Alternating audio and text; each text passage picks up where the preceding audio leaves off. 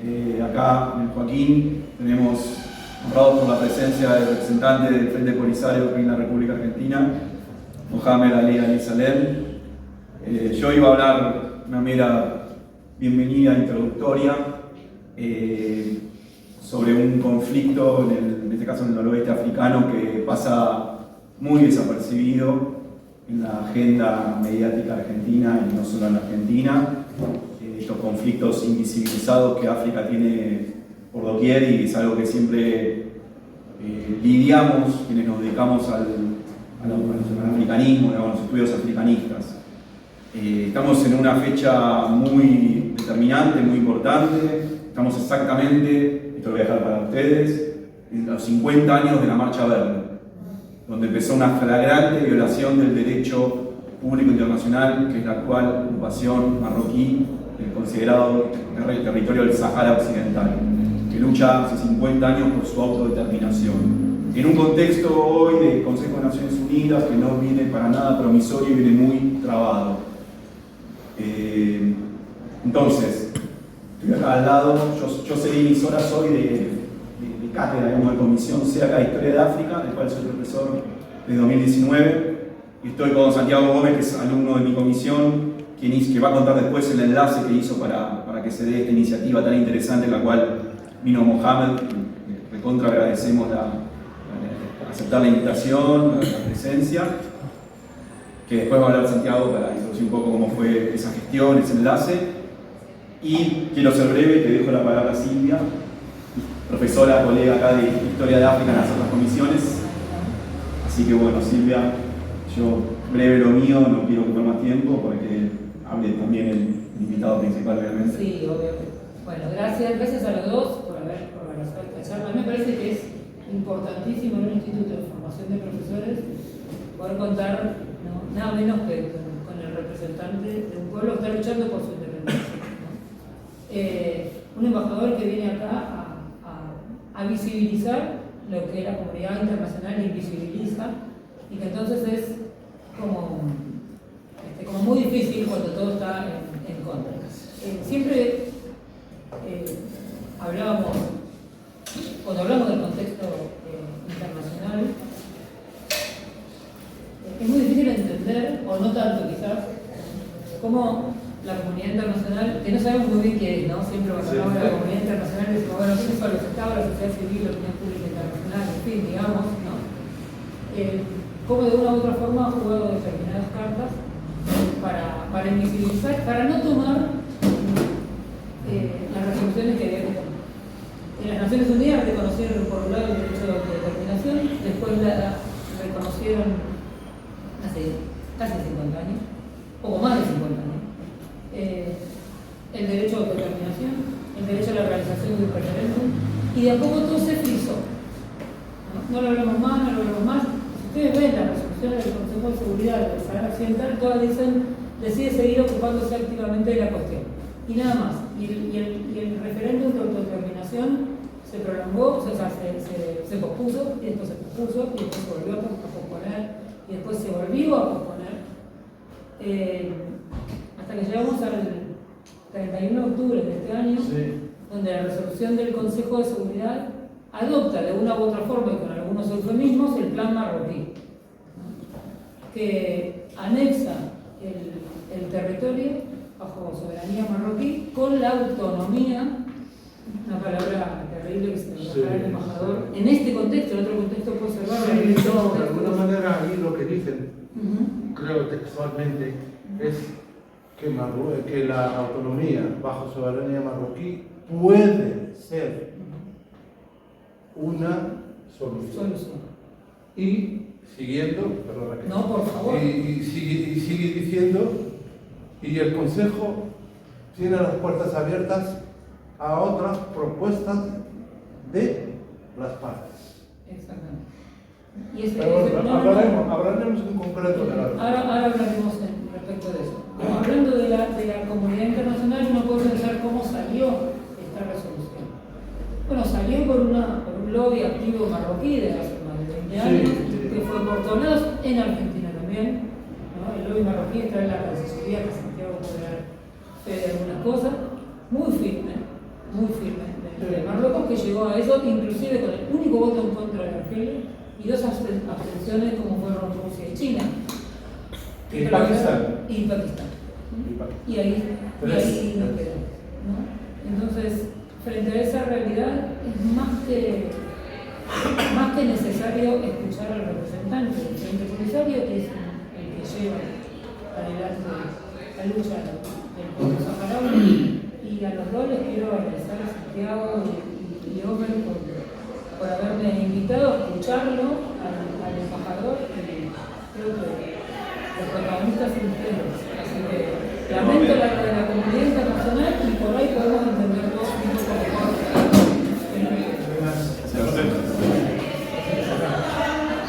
Gracias, Mariano. Así que dejo Santiago.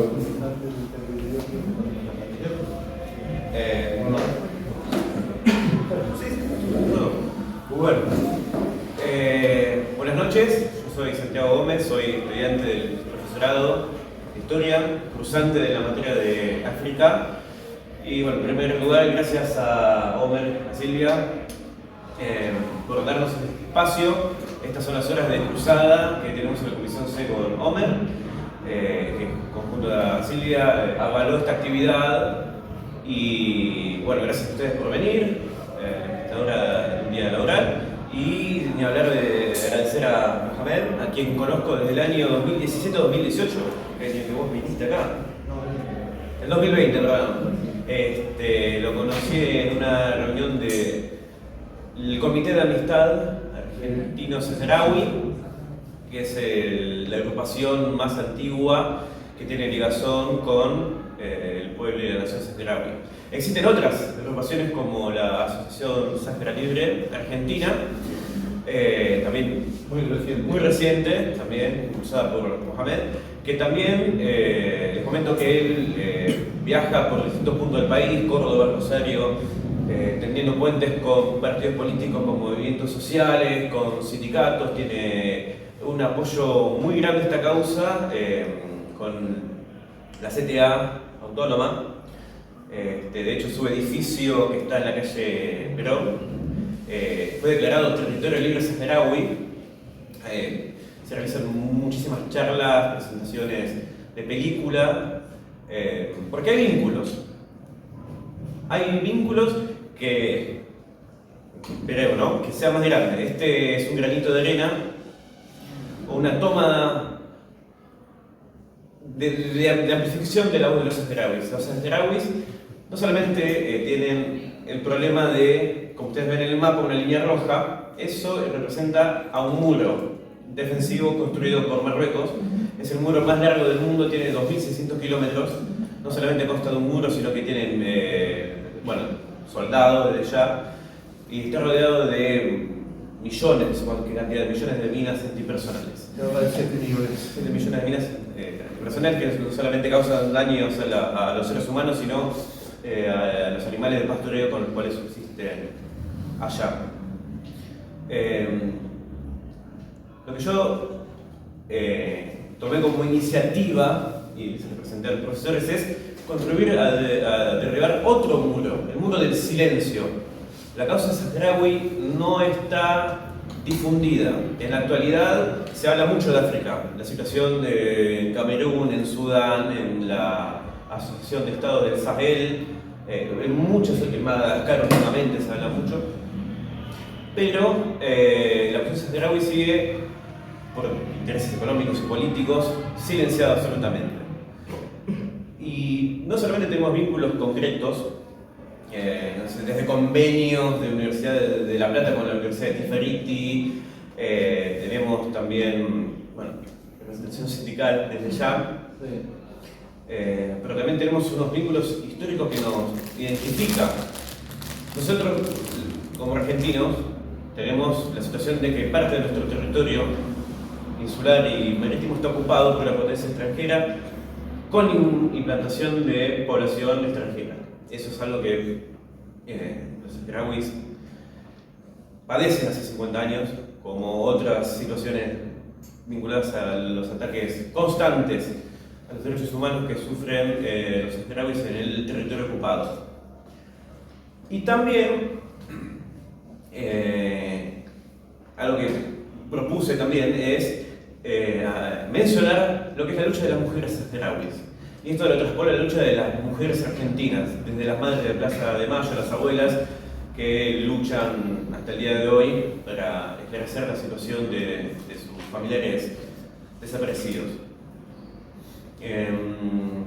No solamente, respecto a esto, no solamente va a ofrecernos su palabra Mohamed, sino que a través de él también nos va a dirigir las palabras Hadi Ketu Anotar, que es una mujer saharaui, miembro de la Unión Nacional de Mujeres Saharauis, y también es representante del Polisario en Madrid. También lo fue en País Vasco y fue diplomática en Perú. Algo importante también, ya que estamos en un profesorado, tanto Mohamed como Hadi Ketu son docentes. Ella es fue docente de castellano. Sí, yo también. Entonces nos encontramos entre docentes o docentes en formación. Y bueno, espero que no solamente aprendamos sobre la historia de Saharaui, sino que la difundamos a través de las aulas, de las charlas que tengamos con nuestros círculos de responsabilidad, porque, insisto, es necesario que no aislar al pueblo saharaui.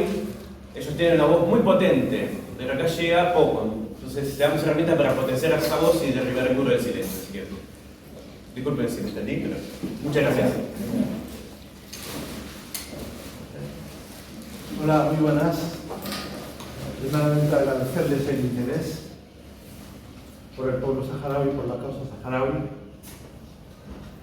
y deciros que de alguna manera el movimiento solidario por la causa saharaui en Argentina afortunadamente se está extendiendo. Además de todo lo que dijo, lo voy a repetir, están los dos comités que operan en Buenos Aires, en la provincia de Buenos Aires. Realmente tres. Hay un grupo que no se ha dado como asociación y como comité, el Grupo de La Plata. Está el Comité de Amistad con el Pueblo Saharaui, que es el más antiguo, yo creo que es del 2010, desde la llegada de Salem. Salem es el primer representante. 2011. Salem es el primer representante del Frente Polisario que vino a la Argentina, ha hecho una labor excelente. Y gracias a esa labor yo encontré los cimientos, ya un edificio construido, y desde ahí me permitió ir construyendo más cosas. Entre Salem y yo vino un compañero que estuvo 2 años y medio, Ahmed, que continuó la labor de Salem. Y luego llegué yo en el 2020, casi antes de la pandemia, por 10 días. Y salí un día antes de que se proclamara la pandemia. Vine, estuve 10 días y me presenté. Hizo una actividad, lo realizó el Comité de Amistad, donde han estado los sindicatos, y a partir de ahí me fui y me quedé fuera 1 año y medio, o sea, fuera de la Argentina. Y ya en noviembre del 2021 es cuando vuelvo y retomo el trabajo. Digo, pues aparte del comité está Sahara Libre Argentina, que se fundó en el 2023, después de las últimas elecciones por 1 semana, ¿de acuerdo? Luego los sindicatos, que de alguna manera la CTA Autónoma, la CTA de los Trabajadores, ATE, hay menos relaciones, pero la hay con la CGT, con el sindicato del cuero, y luego hay una relación con la gente del mundo de la cultura, poetas y escritores, argentinos, realmente latinoamericanos, pero esencialmente es lo que nos ocupa, argentinos. Hay 2 antologías hechas, una en el 2022, que es Luna y Estrella por un Sahara Libre, con 52 poetas, todos sobre el Sáhara, 25 argentinos, 5 españoles, 5 saharauis, 1 de Camerún, 1 de Egipto, y los demás desde Río Grande hasta la Patagonia. Prácticamente todos los países latinoamericanos están. Y estrictamente todos los poemas son sobre el Sáhara, y reivindican la independencia y la libertad y la recuperación de la parte ocupada por Marruecos. En el 2024, 42 poetas cordobeses, Córdoba, Argentina, también cada uno ha hecho su respectivo poema y el libro se titula de Río Suquía, Río de Oro. Río de Oro es la parte sur del Sáhara Occidental. Ahora los poetas saharauis están en deuda con los cordobeses, porque los cordobeses les han pedido que se haga del Río de Oro al Río Suquía. En eso estamos. Espero que para el 2026, a principios del 2026 ya lo tenemos. Digo, lo tendremos, ¿por qué? Porque más de la mitad del libro está. Aparte de esto hay relación con partidos. Sinceramente, antes de las elecciones del 2023, a mí se me recibía en Cancillería como embajador. Y esto se lo dije a Alberto Fernández cuando me lo encontré en Honduras. Le dije, quizá, así se lo dije, le saludé, le dije quién soy. Le dije, a lo mejor usted últimamente no está acostumbrado a que le digan cosas buenas, pero yo le digo que le agradezco que en su tiempo a mí se me ha recibido como embajador. Y me recibía el director del Norte de África y Medio Oriente, el que recibe al embajador de Argelia, de Marruecos, de Egipto, me recibía cuando yo quería y cuando él también me pedía alguna reunión. Con lo cual, ahora no tengo ninguna relación con la Argelia. Les he escrito en agosto pasado una carta enviándoles un memorándum del Frente Polisario con vistas a octubre, porque era el Comité de Descolonización de la Asamblea de Naciones Unidas, y el voto habitual de Argentina siempre ha sido el apoyo a la autodeterminación. Y no he recibido ninguna respuesta. Por lo demás, entro en lo que nos convoca. Quizá en esta introducción me alargaré un poco. El Sáhara Occidental, como sabéis, está en el norte de África. Limita al este con Argelia, sur con Mauritania, por el oeste o el occidente con el Océano Atlántico y compartimos aguas con Canarias. Por eso el banco de pesca se dice Canarios Saharaui.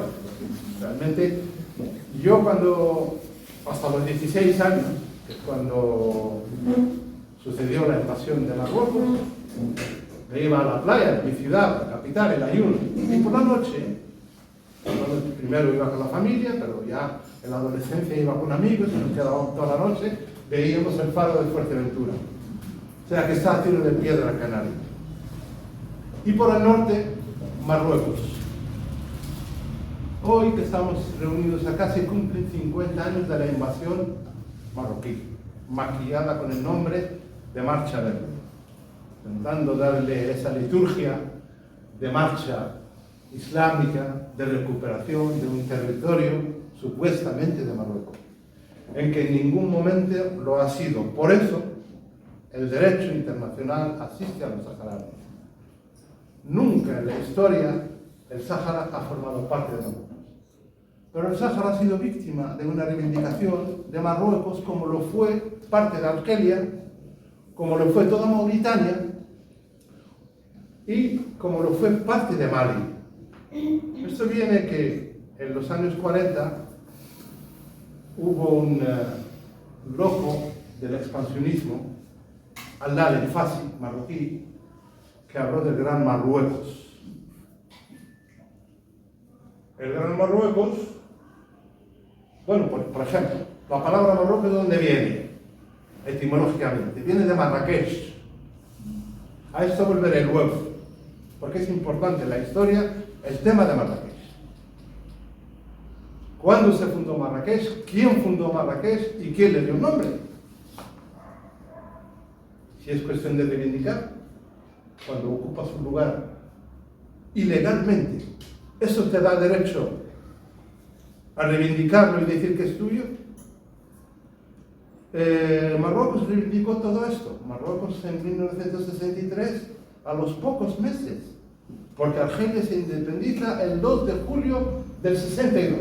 invade Argelia por la zona de Béchar y la zona de Tindouf, reivindicando Tindouf y Béchar. Y es una guerra que perdió con Argelia. Argelia, después de 132 de colonialismo francés y de una atroz guerra de 7 años, donde han habido más de 1,5 millones de mártires argelinos por la independencia.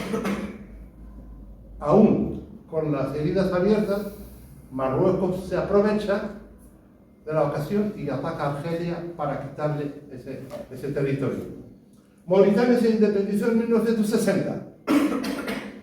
Marruecos reconoció a Mauritania en 1965. No quiso reconocerla diciendo que Mauritania forma parte de Marruecos. Y la reconoció bajo presión de Argelia, bajo presión de Boumediene, el segundo presidente de Argelia y prácticamente el edificador del Estado argelino. Reivindica Mali. ¿Por qué reivindica Mali? Porque en 1600 y algo, un rey marroquí, que lo llaman Al-Mansur el Dorado, le llaman, organizó un ejército con moriscos que acababan de llegar expulsados de España, liderados por un zar, Juder Pachá, junto con marroquíes, y fueron y invadieron, pasando por parte del Sáhara Occidental, por la parte noreste, luego pasando a Argelia, de Argelia a Mali, porque buscaban el oro más preciado de aquel momento, era la sal, y ocuparon durante algunos años una zona, la zona norte de Mali. Esa ocupación, mediante ella quería legitimar esa locura de expansionismo del gran Marruecos. Y Marrakech, que es donde viene etimológicamente la palabra Marruecos, viene de que un ejército llamado el ejército de los almorávides, que son netamente saharauis mauritanos, invadieron Marruecos, invadieron Argelia y invadieron la península ibérica estando un siglo en la península. Pero lo primero que llegaron a esa zona de Marrakech y fundaron la ciudad y le llamaron Marrakech. Pero esto no nos da a los saharauis ni da a los mauritanos el derecho de reivindicar Marruecos, porque eso ha sido una invasión que nuestros antepasados no hayan hecho, sí, pero eso no nos da ningún derecho. Con lo cual, la presencia de 50 años de Marruecos en el Sáhara, en un momento en que el pueblo saharaui tiene el derecho indudable de tener su propia tierra, y aquí la única concesión que podemos hacer los saharauis es la celebración de un referéndum. Que los saharauis tengan derecho a votar. Y aquí entra otro ejemplo. La autodeterminación es una manera de descolonización, porque el tema del Sáhara es un tema de descolonización hasta el momento. Hay 17 territorios pendientes de descolonización.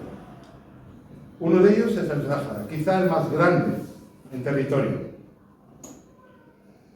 Está Malvinas. Apoyamos la reivindicación del pueblo argentino de su tierra, pero no pedimos referéndum de autodeterminación, porque la población que está en Malvinas es una población implantada. En cambio, el Sáhara, la población que hay es una población originaria. Y mi organización, el Movimiento de Liberación Saharaui y el Frente Polisario, está de acuerdo con que los saharauis voten y elijan su futuro.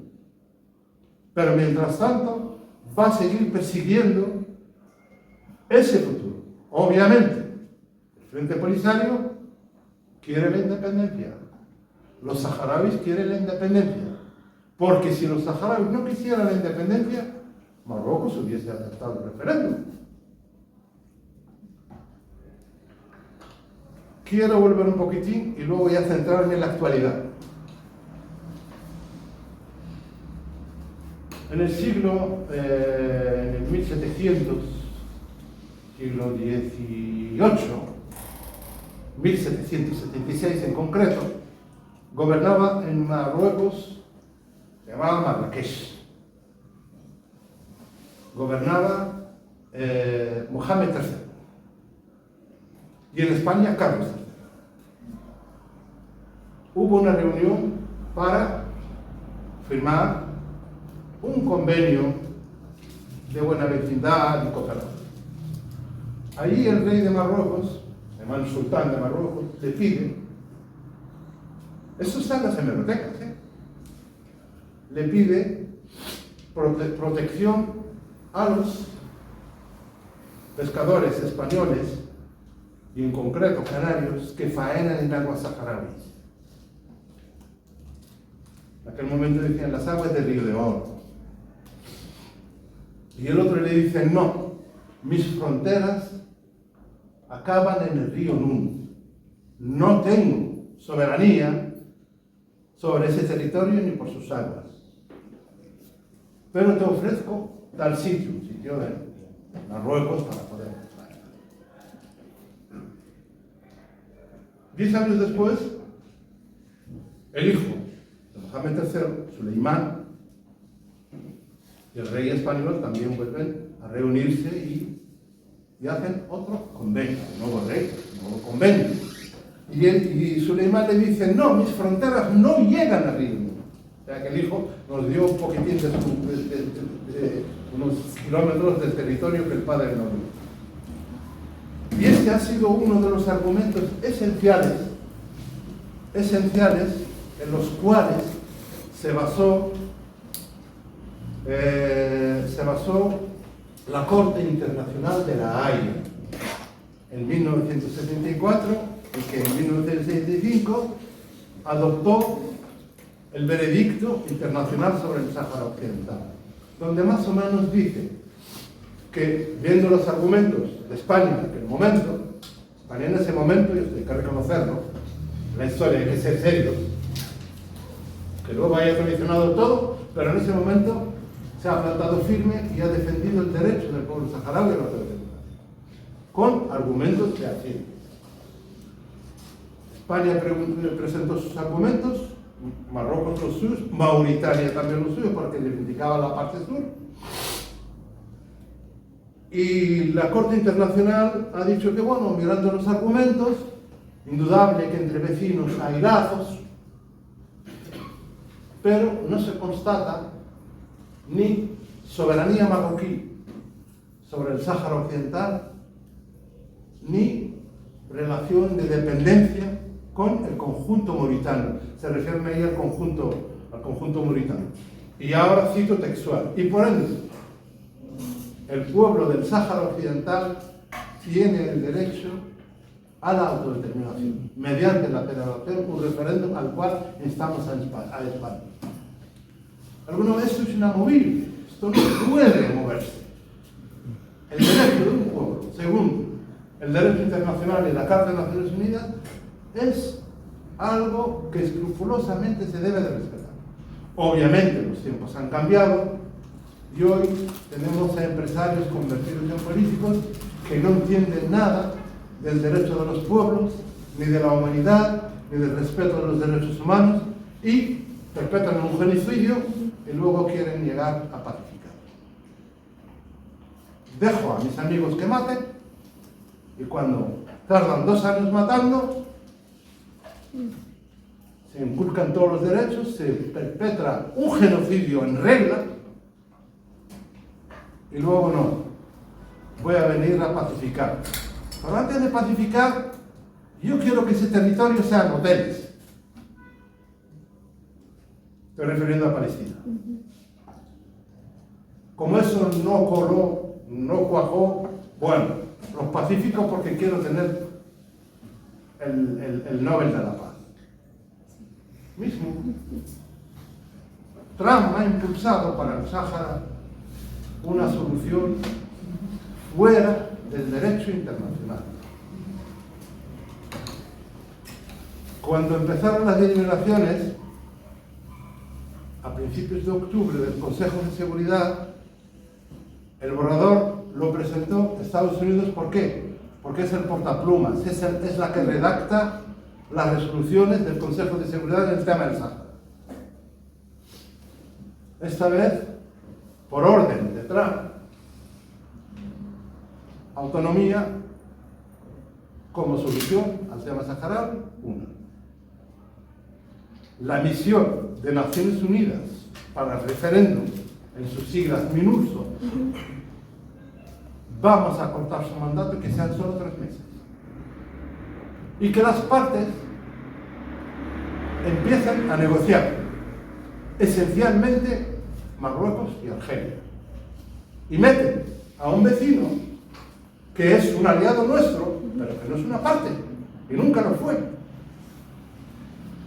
Este es más o menos el borrador inicial. Se presentó y de los 11 países que al final votaron por el cuarto borrador, porque llegaron hasta el cuarto, quitando Francia y Estados Unidos, que abogaban por eso. El Reino Unido estaba con ellos, pero a veces se escondía. Los otros países no estaban de acuerdo con eso. No. Estaban en la lucha. Pero había 4 que dijeron, esto no pasa. Esto no va a pasar así. Y Rusia dijo, claro, si Estados Unidos se empeña en sacar esto así, se lo dijeron a los estadounidenses, vetamos. Bueno, segundo borrador. Y Argelia dijo, yo no voy a votar nada donde no se vea muy claro el derecho de la autodeterminación. Una. Luego, que las partes son Frente Polisario y Marruecos, porque el Frente Polisario está reconocido por Naciones Unidas como el legítimo representante del pueblo. Segundo borrador. Luego el tercero. El cuarto, ¿qué hicieron? Como la mayoría quiere la autodeterminación, pues pongo la autodeterminación en 2 párrafos. Reconozco que las partes son Frente Polisario y Marruecos, pero como tengo orden de la Casa Blanca del tema de la autonomía bajo soberanía marroquí, lo tengo que poner. Entonces salió una resolución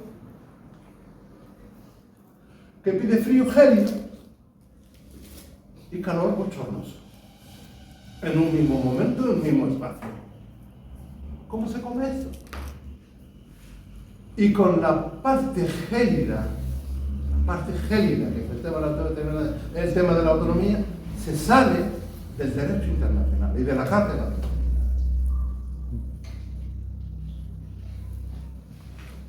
Va a suceder con esta resolución, porque toda esta pompa mediática de los grandes medios occidentales y de los medios marroquíes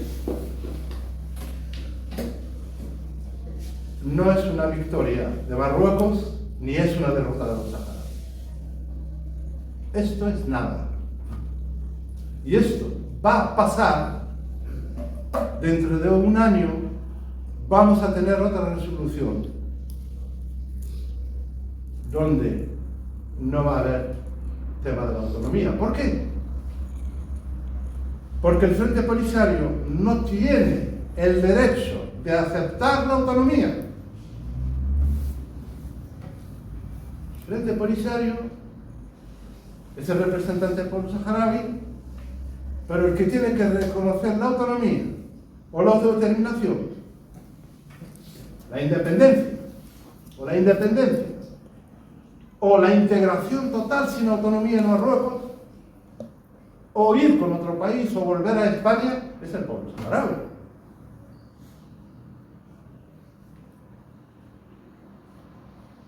El Plan de Paz de Naciones Unidas lleva 34 años. La misión de Naciones Unidas para el referéndum. Una cosa, querían cambiar el nombre.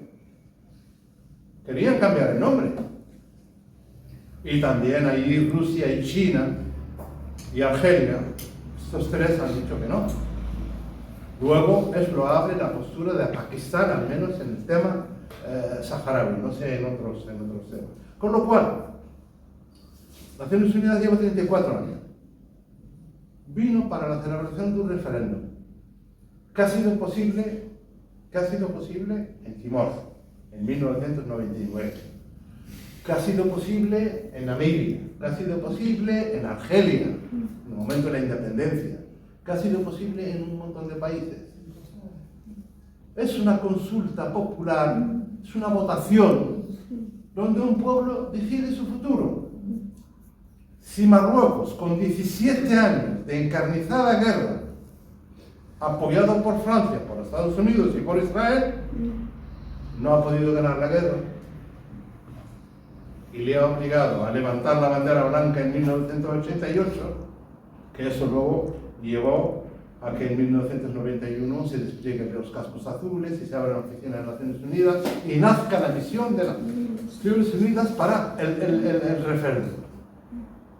Con un rey que es un estadista, Hassan II, y un gran político, y un gran dictador, y un sanguinario, y un sátrapa, con cárceles secretas, donde han muerto miles de saharauis y de marroquíes.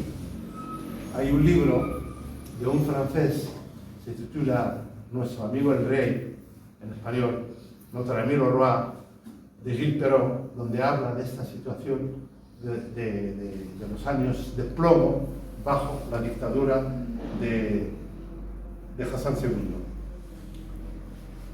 Obviamente esto no se debe de entender como un discurso belicista. Prueba de que no somos belicistas, hemos dado oportunidad a la paz desde 1991 hasta el 2020. Obviamente, en 2020 hemos tomado las armas porque Marruecos vulneró el cese del fuego. Y llevaba años mareándonos porque el cuerpo electoral de los votantes en el 2000 ya estaba confeccionado y se presentó a las dos partes, al Frente Polisario y a Marruecos. Nosotros lo aceptamos. ¿Por qué lo hemos aceptado? Porque los que van a votar son saharauis. No nos interesa lo que vayan a votar, porque tienen el derecho de votar lo que quieren. Marruecos no quiso. Como en el cuerpo electoral todos eran saharauis, Marruecos sabía que llevaba las de perder. Entonces, la resolución es mala por la campaña mediática que ha creado. Pero si Marruecos no aceptó los acuerdos que hicimos nosotros con Baker, que era el acuerdo marco, 4 años de autonomía bajo Marruecos y luego garantías para un referéndum. Nosotros no vamos a aceptar, ningún problema, pero dentro de un marco legal y que lo lleve a las Naciones Unidas y que culmine al final en la autodeterminación del pueblo. ¿Ustedes piensan que Marruecos va a implementar la autonomía? Un antagonismo increíble. Es una monarquía feudal, es una dictadura. No se respeta ningún derecho. Es un pueblo que está al servicio de una familia real. No hay autonomía en, por ejemplo, Argentina, el Estado Federal. España tiene autonomía, es una monarquía, pero tiene sus autonomías. Estamos de acuerdo, no con todo eso, pero bueno, de alguna manera es que en la constitución marroquí no hay nada de esto. La autonomía para el Sáhara es contagiosa. Para Rif, que está reivindicando recuperar la República de Rif,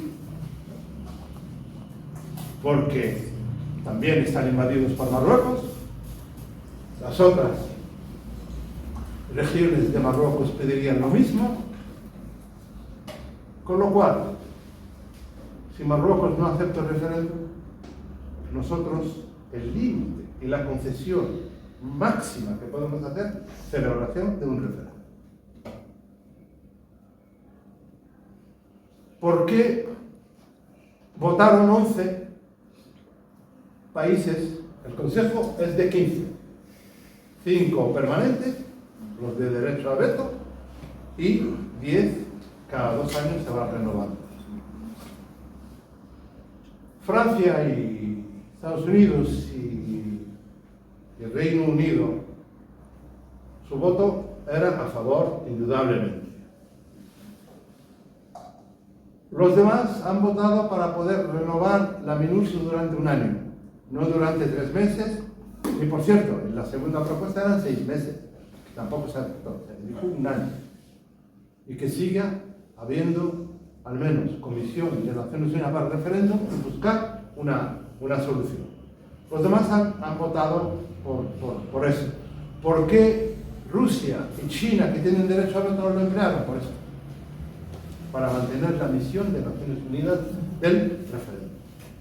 Y Pakistán también. No tiene derecho a veto, pero se obtuvo por facilitar que siguiera la misión de Naciones Unidas en el Sáhara. Argelia no votó. Porque si vota en contra, te va a decir Marruecos, Argelia es mi enemigo. Y a nivel interno lo va a seguir explotando. Y obviamente no va a votar sí. Y para Argelia las condiciones son claras. El representante del pueblo saharaui es el Frente Polisario y el pueblo saharaui tiene derecho a la autodeterminación. Y no hay solución que no sea referéndum. O una negociación clara, seria, bajo los auspicios de las Naciones Unidas, de la Unión Africana, de los dos beligerantes, Frente Polisario y Marruecos, que lleve a la autodeterminación del pueblo saharaui. Argelia lo ha dicho su propio presidente ahora un mes. Lo ha dicho muy claro. Si los saharauis quieren ser marroquíes, nosotros lo aceptamos. Si quieren volver a España, lo aceptamos. Si quieren ser lo que quieran. Pero si quieren estar solos, nosotros les ayudamos a defender su derecho. Y no es nuevo. No es nuevo el apoyo de Argelia a los pueblos. Eso está en el ADN, no solo del pueblo argelino, sino del Estado argelino. El derecho a la autodeterminación.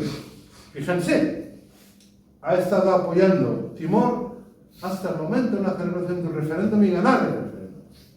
En un momento en que el ocupante es Indonesia, un país musulmán como el pueblo argelino, es un país musulmán que tiene relaciones económicas con Argelia, pero el derecho a la autodeterminación es para Argelia es un derecho sagrado que se tiene que respetar. Y lo dicen y lo hacen de verdad.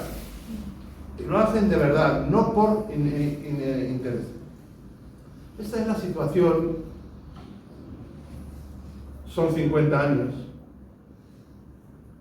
Pero son 50 años donde los chicos de 20, de 25 años, chicos y chicas, defienden su identidad mucho mejor que nosotros. Si ustedes hubieran visto estos días, porque la discusión de la resolución ha tardado unos cuantos días, han salido en todas partes. Donde hay un solo saharaui, ha salido con su bandera. No solo en los campamentos de refugiados, en la parte ocupada bajo la ocupación marroquí, donde la represión es diaria y es terrible. En el Sahara han habido los vuelos de la muerte también, gente donde se lanzaba de helicópteros.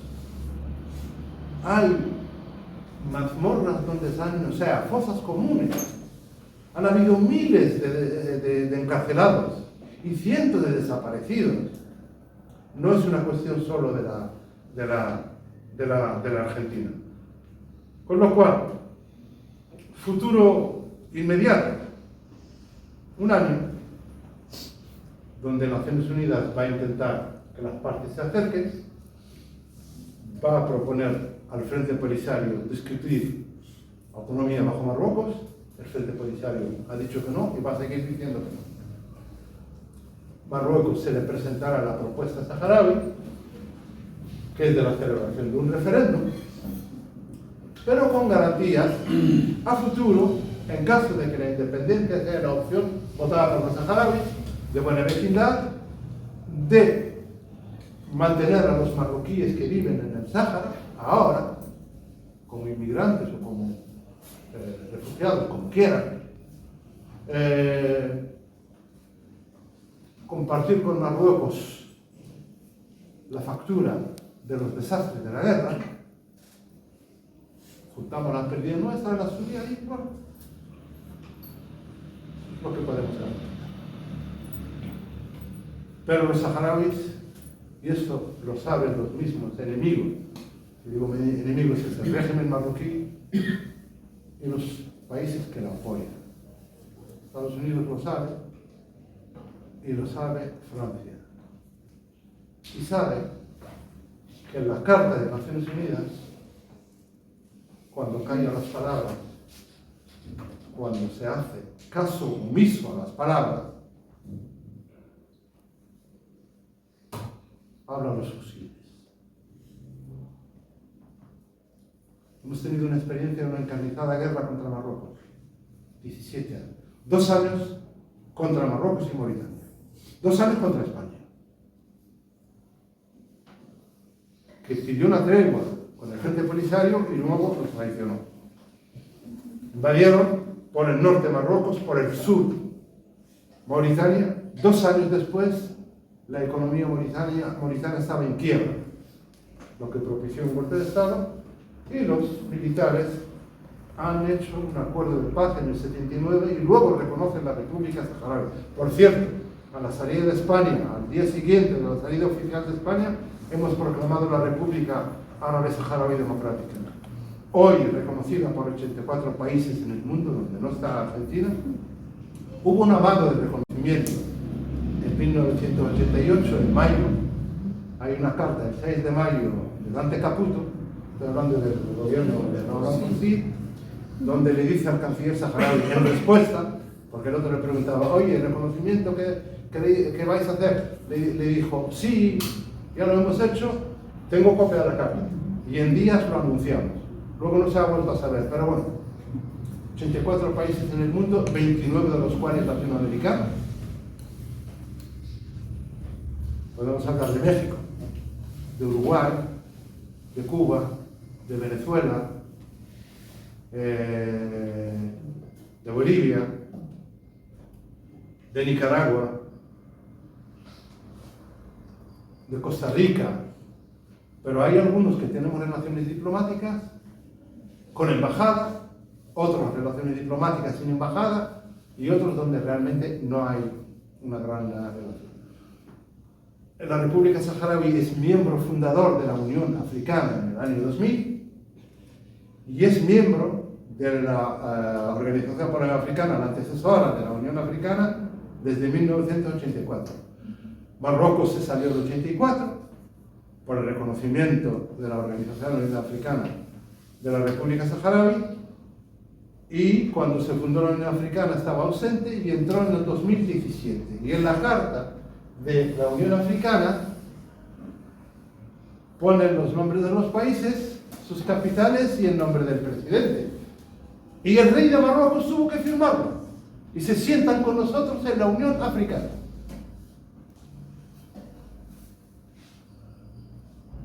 Con lo cual el tema del Sáhara, desde el punto de vista internacional, del derecho internacional, es un tema sencillo. Un tema de autodeterminación. Con una votación de un solo día se resuelve. ¿Qué lo complica? Hemos tenido la desgracia. Hay un anciano saharaui en los años 70, en los años 60, 50, porque los fosfatos se descubrieron en el 49, 1949. Los años 50, no sé si el 51 y 52, cuando le hablaron de que son unas bolsas grandes de fosfato, de una buena calidad, dijo, hay que enterrarlo y tenerlo oculto, porque nos va a traer problemas. Y efectivamente, un país, la primera potencia del mundo en fosfato, de mejor calidad, bolsas más grandes, mejor calidad y que se pueden explotar a cielo abierto. El banco de pesca más grande del mundo es el Canario Sahara. Hay 2 bolsas de petróleo, una en el mar, sin llegar a Canarias, otra a 60 kilómetros de la frontera de Argelia, al este. Hay diamante en la frontera con Mauritania, lo compartimos con Mauritania.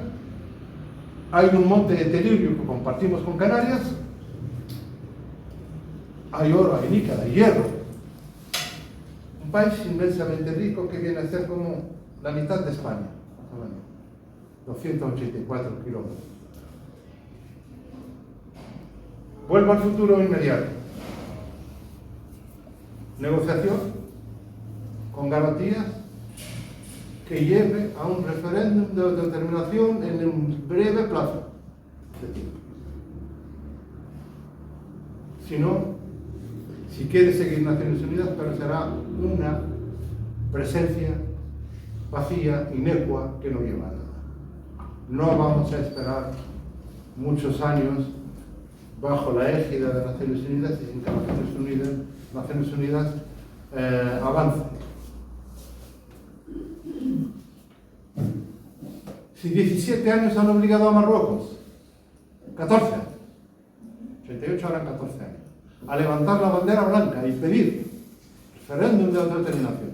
Y en las hemerotecas está el discurso de Hassan II donde dice: y si sale la opción de la independencia, la ganadora será el primer país que abre una embajada en el Aaiún. El Aaiún es la capital del Sáhara.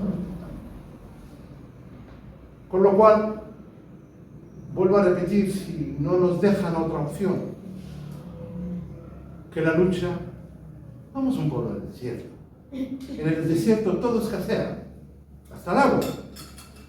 El agua escasea en el desierto. Los pueblos del desierto, cuando no había casa, las carpas, las jaimas, su vida es la espera. Y la espera es paciencia.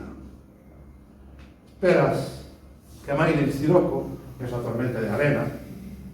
Esperas que pare la lluvia, cuando llega la lluvia. Esperas a los que, estoy hablando del siglo XIX, del siglo XVIII, siglo XVII y mucho más, que los que fueran a por agua a un oasis que queda a 200 kilómetros, y esos son con más de 15 días, o el que vayan a los mercados. Mercados en aquel entonces había uno en Tombuctú, en el norte de Mali, uno en el suroeste de Argelia, en Tinduf, donde ahora están los campamentos, y uno en la frontera con Marruecos, en Bulimim, en Wad Nun, donde dicen que llega a su frontera. Y esos son meses. Meses, meses y meses. Y es la espera. Los pueblos del desierto saben vivir con poca cosa viven. Por eso, cuando los almorávides fundaron Marrakech, lo fundaron en ese lugar de arena rojiza, lejos del agua. Porque los pueblos del desierto nunca están cerca del agua. Y los oasis son pequeños lugares donde hay agua, tampoco pensáis que hay mucha agua. Con lo cual,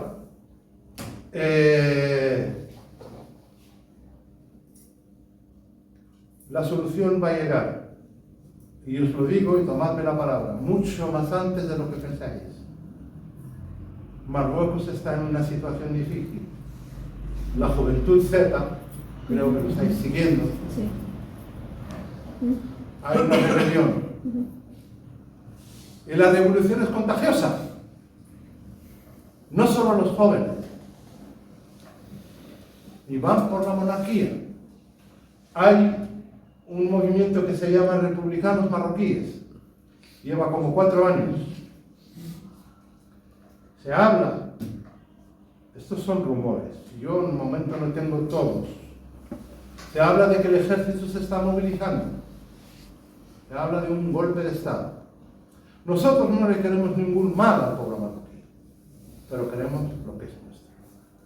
Con lo cual, no está en una situación óptima. Y nosotros estamos manteniendo una guerra desde finales del 2020, desde el 13 de noviembre del 2020, porque él vulneró el cese del fuego, no con tanta intensidad, pero esta resolución que quiere meter a la fuerza el tema de la autonomía bajo Marruecos puede que nos obligue a volver a retomar lo que hemos hecho en los años 70 y en los años 80. Y hablando de estos años, si entráis a Wikileaks y ponéis Western Sahara o Sáhara Occidental, guerra con Marruecos, encontraréis informes de la CIA diciendo Marruecos está perdiendo la guerra contra el Frente Polisario o contra los Sahara. ¿Cuál? Y volvemos aquí a un dicho del fundador del Frente Polisario: si quieres tu derecho, derrama tu sangre. Porque cuando no oyen tu palabra, cuando no respetan tu derecho, no te queda otro remedio que empuñar las armas. Y esto quiero que lo entendáis como un pueblo que ha dado 34 años a la paz. Y vuelvo aquí a un dicho de un líder revolucionario, Tomás Sankara, cuando nos visitó a los campamentos de refugiados, el presidente, que en paz descanse, de Burkina Faso, un mítico revolucionario, dijo: paradoja, tu casa se está quemando y te dicen vamos a ver si es tuya o no. Eso es lo que nos sucede a nosotros. Nuestra tierra nos la están quitando y nos quieren decir vamos a ver. No solo eso.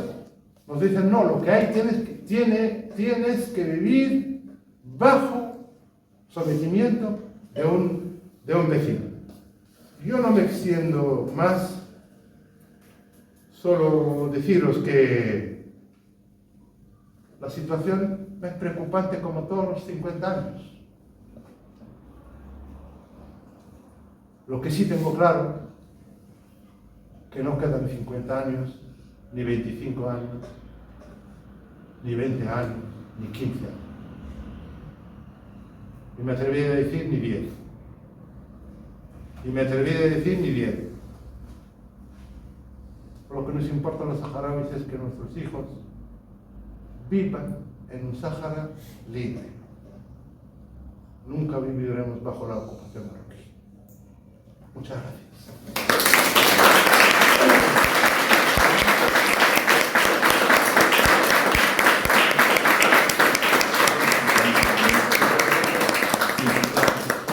Bueno, muchas gracias, Mohamed, por tu explicación profunda, concreta.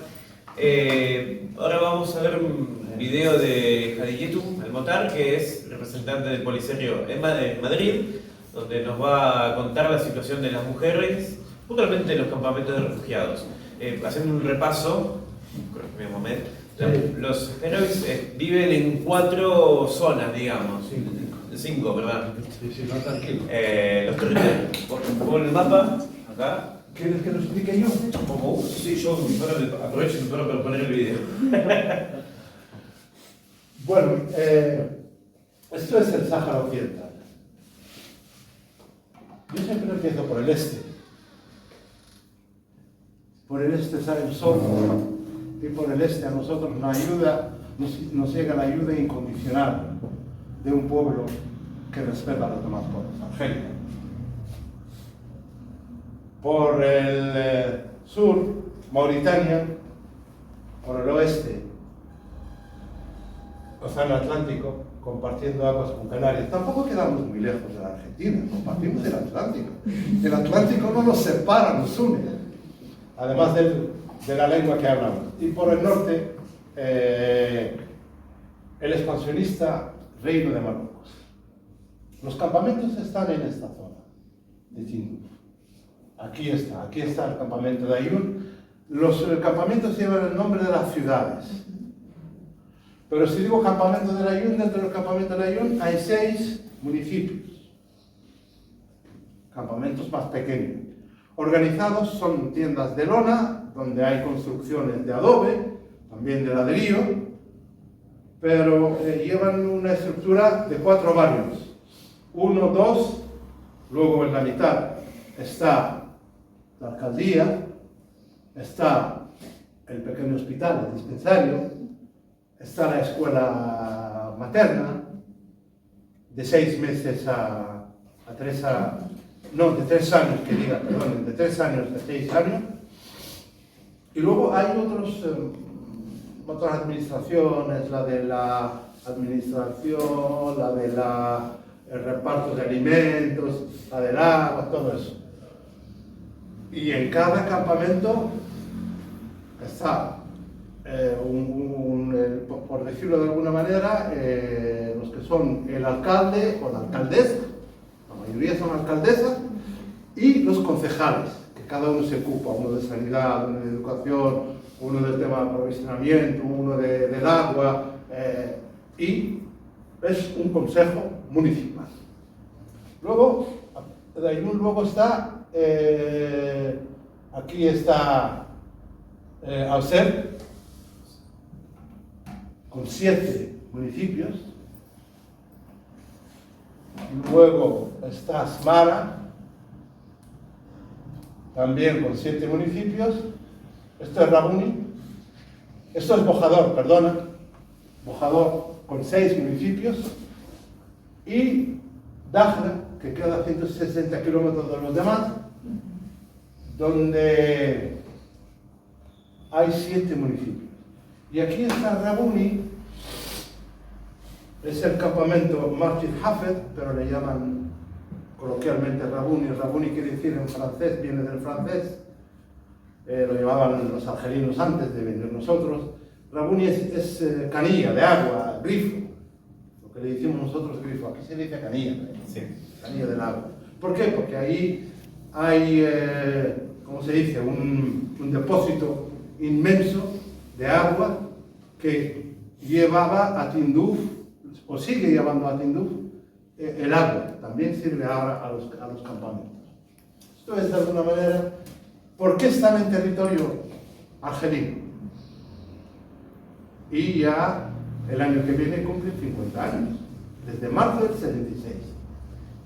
Cuando Marruecos entró por el norte y Mauritania por el sur,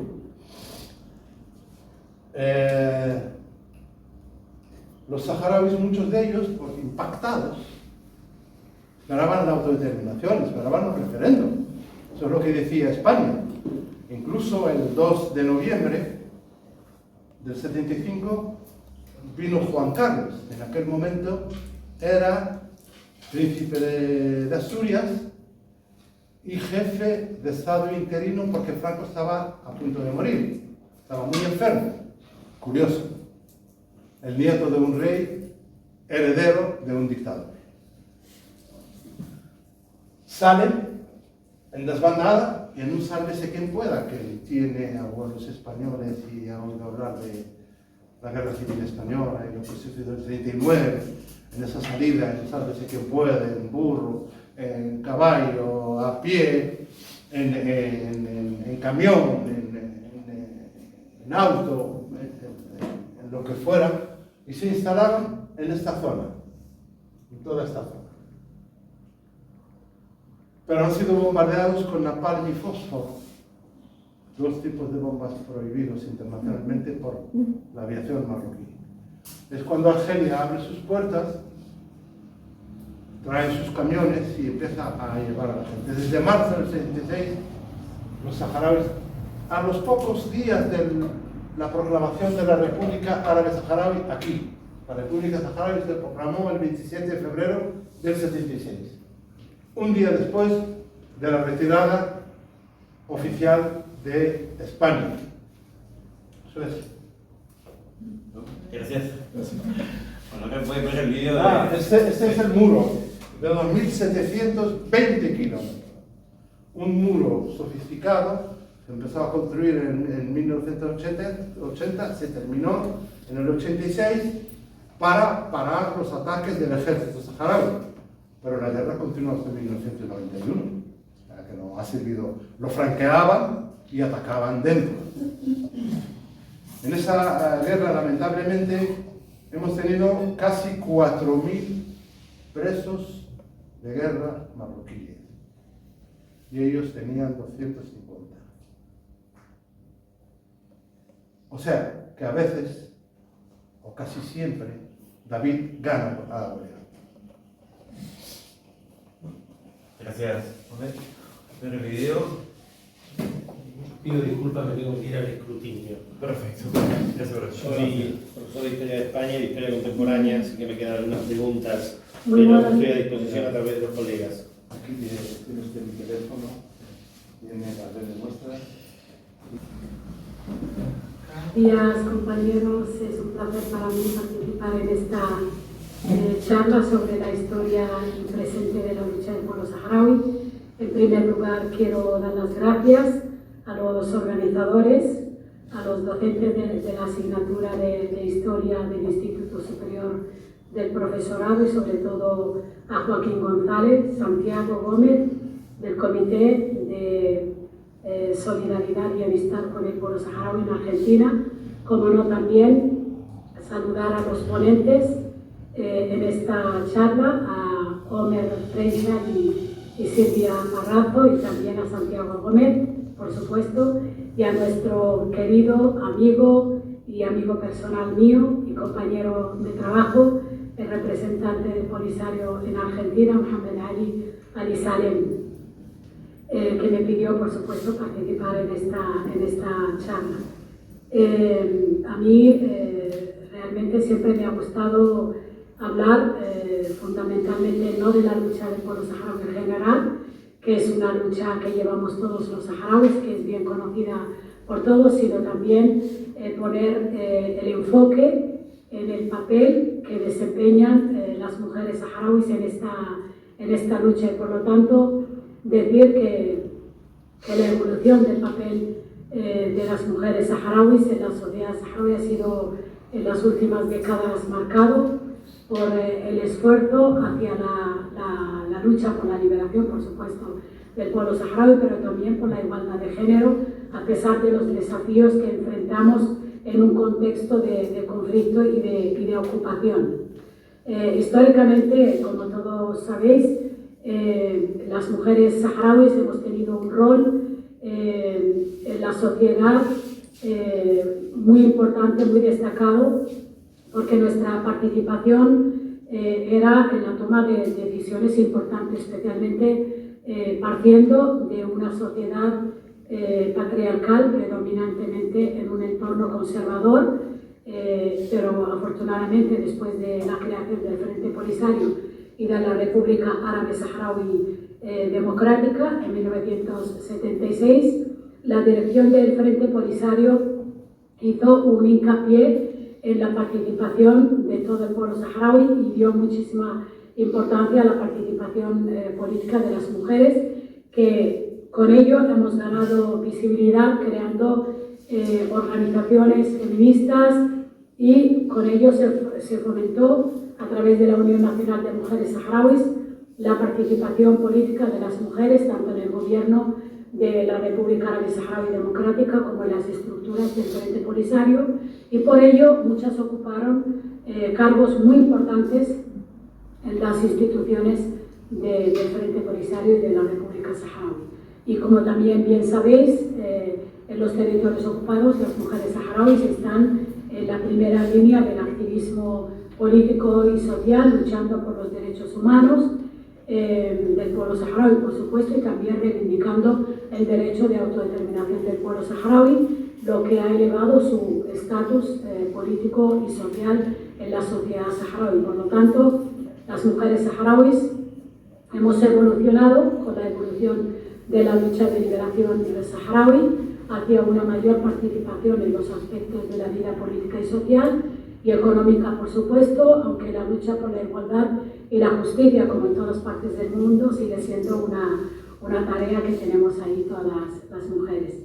Y como decía, a pesar de estos logros, las mujeres saharauis enfrentamos varios retrocesos en el estatus y en nuestros derechos, a pesar de los avances que ya he citado, y eso tiene una repercusión y tiene una relación intrínseca con la ocupación, porque la inseguridad y la detención por la prolongación del conflicto crea una violencia extra sobre la población saharaui, especialmente sobre las mujeres en los territorios ocupados por Marruecos, donde se ha aumentado la vulneración de los derechos de las mujeres y donde, debido a los abusos de las fuerzas de ocupación marroquíes, que crean tensiones por falta de voluntad política de la solución del conflicto a nivel internacional. Y por supuesto también por la dejadez de la comunidad internacional, que está afectando el bienestar físico y psicológico de la sociedad saharaui en su conjunto, pero fundamentalmente de las mujeres en los territorios ocupados. A esto se añade también una crisis económica por la falta de recursos en los campamentos de refugiados, que viven fundamentalmente de la ayuda humanitaria. Y eso afecta lo que es los servicios básicos, que las mujeres son las que trabajan en eso, y afecta mucho el servicio que están ofreciendo a la población refugiada, y repercute también en la economía y repercute en el desarrollo de los diferentes proyectos que las mujeres saharauis llevamos allí en favor de la población más vulnerable, de los niños, de las mujeres, de los ancianos, etcétera, etcétera. Y bueno, como decía, a pesar de los avances que estamos teniendo en la construcción de las instituciones de la República Árabe Saharaui Democrática para mejorar la situación de los refugiados, vemos el futuro con mucha esperanza, porque a pesar de estos retrocesos, muchas mujeres saharauis continuamos trabajando incansablemente, como el resto del pueblo saharaui, y como también los amigos y amigas del pueblo saharaui en todas partes del mundo, seguimos trabajando para que el pueblo saharaui pueda ejercer sus derechos políticos y sociales y económicos en un territorio libre de ocupación militar marroquí. Por mi parte, también quiero agradecer a todos los que estáis dando visibilidad a esta lucha a través de las diferentes charlas, de los diferentes trabajos de investigación, de las manifestaciones, de los apoyos que hacéis en todos los foros internacionales en favor de la lucha del pueblo saharaui, porque la autodeterminación del pueblo saharaui y el empoderamiento de las mujeres para avanzar en derechos y libertades, esto depende mucho también de vuestro apoyo, de vuestra solidaridad, depende también del conocimiento que puedan tener las diferentes generaciones de jóvenes, de mujeres, de hombres solidarios en todas partes del mundo. Por lo tanto, el pueblo saharaui estamos en una lucha constante por la autodeterminación y en defensa de nuestros derechos frente a una ocupación ilegal marroquí que ejerce la dictadura marroquí en nuestro territorio. Nuestra lucha, puedo decir en resumen, para no alargar esta intervención, se basa en tres frentes fundamentales. El frente armado, por supuesto, que desencadenó el ejército saharaui para luchar contra la ocupación marroquí y que ha tenido una segunda etapa después del 13 de noviembre de 2020, cuando Marruecos violó el alto el fuego en la brecha de Guerguerer. También nuestra resistencia es cultural, y en eso también está jugando un papel muy importante nuestro compañero y poeta y escritor Mohamed Ali Salem, que es una lucha que utiliza el arte, la música, el cine para visibilizar nuestra causa y preservar nuestra identidad cultural, precisamente porque esta identidad cultural que Marruecos intenta destruir e intenta también absorber, representa o sufre una represión por parte del Estado marroquí.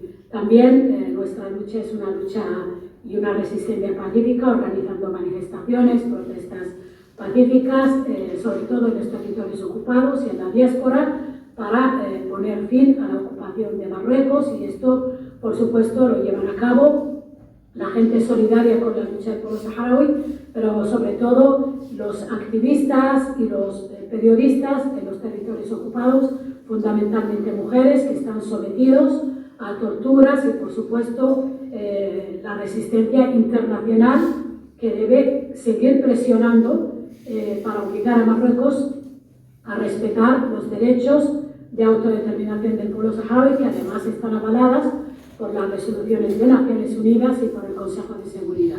Por lo tanto, la resistencia del pueblo saharaui constantemente es un recordatorio de que la autodeterminación y que los derechos de los pueblos y los derechos humanos son universales y por lo tanto deben ser respetados, porque es una lucha por la libertad y por la dignidad en el Sáhara, como en América Latina, como en cualquier parte del mundo. Y por lo tanto, no tengo más que agradecer que le estéis dando no solamente visibilidad a esta justa lucha del pueblo saharaui, sino también apoyándola desde vuestros espacios académicos y culturales. Muchísimas gracias.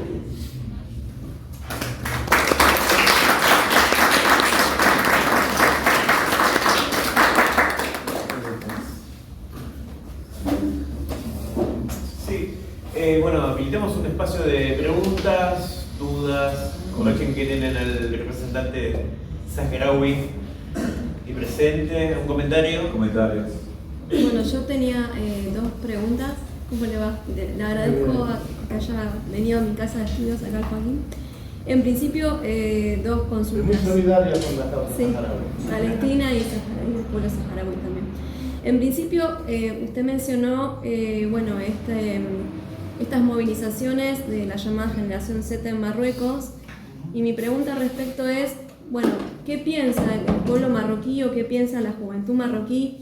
Si hay algún tipo de sondeo en cuanto a la causa del pueblo saharaui y su derecho a la autodeterminación. Y por otro lado, si al día de hoy, yo sé que por lo menos hace un tiempo era un poco complejo, por lo menos acá en Argentina, si hay algún tipo de programa para hacer algún tipo de voluntariado en los campos de concentración, en los campos de refugiados, en los campos de refugiados de Tinduf. La opción tenemos todos. Campo de refugiados. Campo de refugiados. No sé por qué dije. ¿Eh? Una vez estaba con el canciller nuestro, bueno, eso hace años, no es el que está ahora. Estábamos hablando y canciller nuestro, así, lapso, dijo Sahara marroquí. Y dijo, ¿qué estoy diciendo? O sea que no es nada del otro mundo. Entonces, bueno, en el tema de la juventud marroquí, el pueblo marroquí, primeramente, lo vuelvo a repetir, Marruecos es una monarquía feudal, cerrada, donde los mismos contenidos de las escuelas primarias, secundarias y universidad, todo se falsea. De Sáhara todo se falsea. La mayoría pensaban hasta hace muy poco, hasta que apareció Internet, que el Sáhara es marroquí. Y la mayoría sigue siendo importante. Pero hay gente que ya empieza a ver. En Marruecos, el apoyo político, porque todos los partidos que están ahí son domesticados, a excepción de dos. Uno es Vía Democrática, que antes se llamaba Adelante, Partido Comunista, o el Partido Islamista Radical. Nosotros, con el Partido Comunista, que le llaman ahora Vía Democrática, siempre hemos tenido una excelente relación. Cuando se llamaba Partido Comunista, luego le llamaron Adelante, y ahora, cuando en los tiempos que se llamaba Adelante, en 76, 77, su máximo líder, Abraham Selfati, un judío marroquí, cuando lo estaban juzgando por su apoyo, dijo, ¡viva la República Saharaui! Y estuvo más de 20 años encarcelado por eso. Con lo cual, los que quedan fuera de ser domesticados son estos dos. Con uno siempre hemos tenido una excelente relación, la seguimos teniendo, y con el Partido Islamista no tenemos relación. Nosotros somos vistos como un movimiento de liberación laico, y lo somos, que representa a un pueblo que practica el Islam de una manera moderada, donde la mujer tiene muchísimo más participación. Yo creo que somos en cuanto a cantidad de mujeres en la población saharaui, proporcionalmente, somos el país en este sentido más avanzado, con más país donde una mujer cuando se divorcia lo celebra. Eso nunca se ha visto en algún sitio.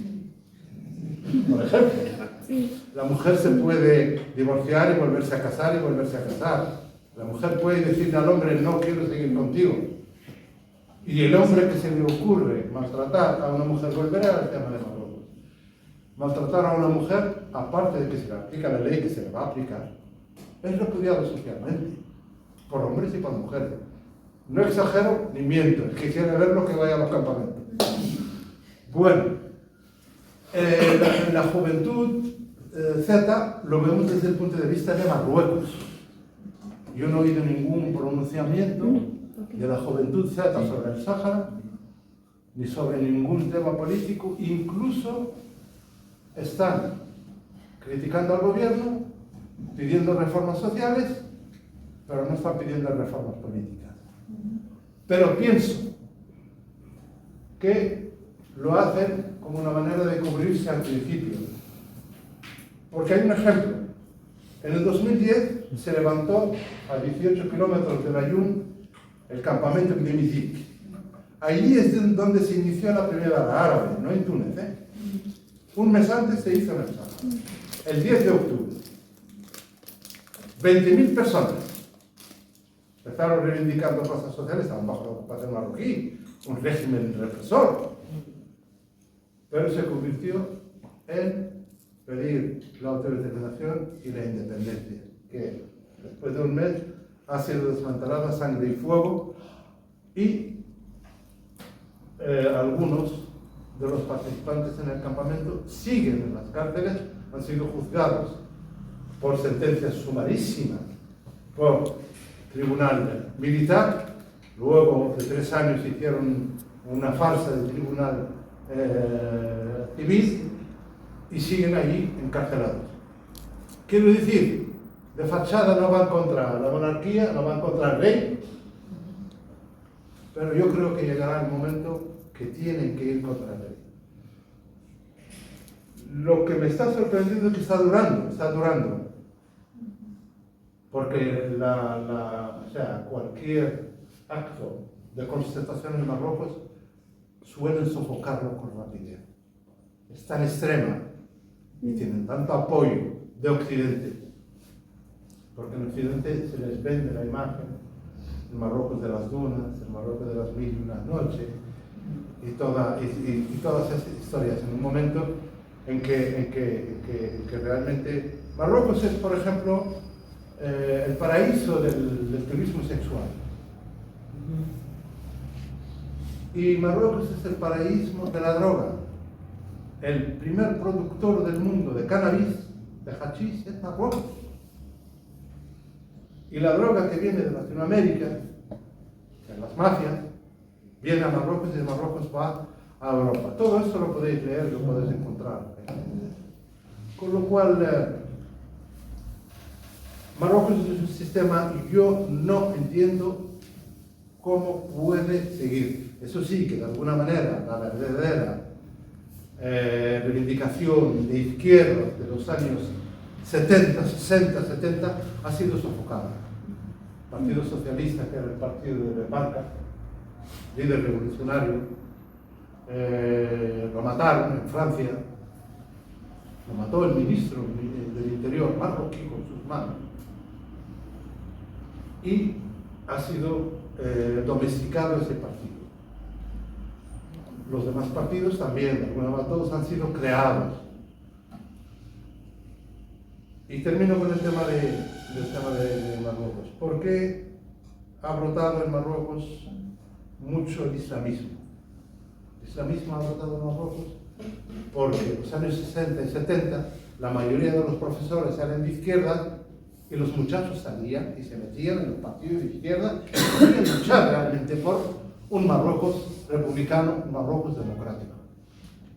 Hassan II, como es muy astuto, empezó a expulsar a los profesores de izquierda y poner a islamistas. Y es ahí que de alguna manera los islamistas radicales llegan siempre al entendimiento con las monarquías, sin hacerle caso al Corán. Porque hay un versículo del Corán que dice, y no es por el sectismo religioso, por favor, pero lo digo que no respetan las monarquías, no respetan los libros sagrados, ya sea el Corán, ya sea el Torah, ya sea el Evangelio, que dice que en un lugar donde llegan los reyes, humillan a los habitantes de la aldea, del pueblo,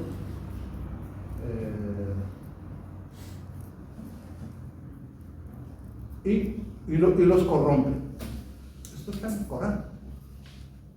Por lo cual, bueno, monarquías y movimientos islamistas siempre se encuentran. Con lo cual es un tema que hay que darle un poco de tiempo. Están aguantando. Ya hay como 150 encarcelados hasta la semana pasada. Y bueno, yo creo que ahí, entre ellos y los republicanos que están fuera, esos no están en Marruecos, republicanos marroquíes están fuera, entre ellos y el movimiento de Rif, de República de Rif, que también están fuera, de alguna manera es un cóctel explosivo. Es un cóctel explosivo. Con lo cual es eso. La otra parte, voluntariado. Nosotros estamos encantados de que vaya gente para allá. Lo que pasa es que no hay dinero, no hay plata, como dice alguien. Literal, Si hubiera alguna manera, porque por ejemplo en Europa, España, Francia, Alemania, Suecia, todos estos países, el voluntariado se hace mediante presentar proyectos, mediante una ONG, una asociación, se les da el dinero para viajar y para todo, luego lo justifican, y así funciona. Nadie pone generalmente dinero en su bolsillo, a no ser que los vuelos de familia. Porque desde hace muchos años se hace un programa de vacaciones en paz, que son niños que vienen de acogida los 2 meses más calurosos, donde la temperatura alcanza 50 grados. Entonces se saca la mayoría de los chiquillos para España, para Italia, para Francia, para Suecia, y se quedan acogidos en familia. Eso sí, luego se organizan vuelos de las familias, españolas, francesas, lo que fueran, la mayoría son españoles. No sé, España van como 15 o 16 o 17 vuelos al año. Pero que van desde Madrid, por ejemplo, a Barcelona, desde el punto donde salen, en vuelo charter a Cindy. Se quedan 6 días, 7, 10 y vuelven. Eso sí que se pagan.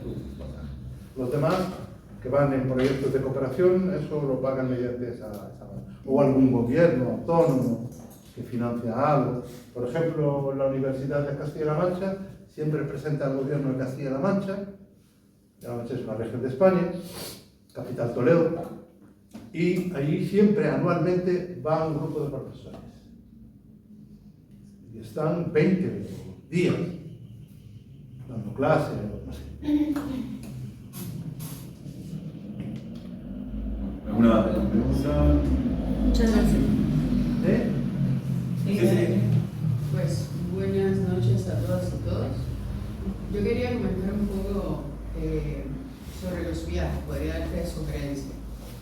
Yo soy de origen cubano, pero radico en México y he ido 2 veces a los campamentos saharauis. Así, he llevado a mis ¿no? alumnos a los campamentos saharauis. Yo trabajo en la universidad, la Benemérita Universidad Autónoma de Puebla, y pues lo que hemos hecho para poder llevar estudiantes y para poder participar, bueno, diríamos, hay una relación muy fuerte con la embajada.